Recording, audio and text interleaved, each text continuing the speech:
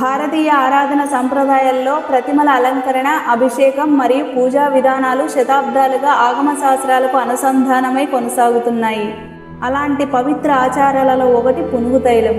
తిరుమల శ్రీ వెంకటేశ్వర స్వామి వారికి పునుగు తైలాన్ని అపరాధించడం వెనుక పురాణ, ఆధ్యాత్మిక, వైద్య, నిర్మాణపరమైన అనేక కారణాలు దాగి ఉన్నాయి. వైఖానస ఆగమ శాస్త్ర ప్రకారం ఆలయాలలో ఆరాధించబడుతున్న శ్రీవారి రూపం జీవంతో ఉన్న దైవం. దేవునికి అలంకరణ, సుగంధ ద్రవ్యాలు సమర్పించడం భక్తి వ్యక్తీకరణ మాత్రమే కాదు, దైవ సాన్నిధ్యాన్ని పెంపొందించే ఆధ్యాత్మిక ప్రక్రియ కూడా.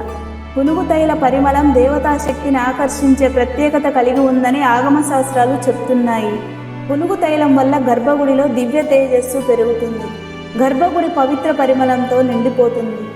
దీనివల్లనే స్వామివారి ఆధ్యాత్మిక చైతన్యం భక్తులకు మరింత అనుభూతిని కలిగిస్తుంది. దీపాల వేడి తేమ వలన కలిగే దుష్ప్రభావాలను తగ్గిస్తుంది. తిరుమల శ్రీవారి మూల విరాట్ శిలాప్రతిమకు పునుగు తైలం ఎంతో ముఖ్యమైనది. పునుగు తైలం తీసే విధానంలో ప్రత్యేకత ఉంది. ఇనుప జల్లెడలోని గదిలో పునుగు పిల్లిని ఉంచుతారు. ఇనుప జల్లెడ గది పైభాగంలో రంధ్రం ఏర్పాటు చేసి రంధ్రం ద్వారా చందనపు కర్రను గదిలోకి నిలబెడతారు. 2 సంవత్సరాల వయసు అనంతరం ప్రతి 10 రోజులకు ఒకసారి హావభావాలను ప్రదర్శిస్తూ చందనపు కర్రకు పునుగు పిల్లి తన చర్మాన్ని రుద్దుతుంది. ఆ సమయంలో చర్మం ద్వారా వెలువడే పదార్థమే పునుగు తైలం. ఫ్రెండ్స్, ఈ విషయాన్ని మీరు తొలిసారిగా తెలుసుకున్నట్లయితే ఓం నమో వెంకటేశాయ అని కామెంట్లో రాయండి.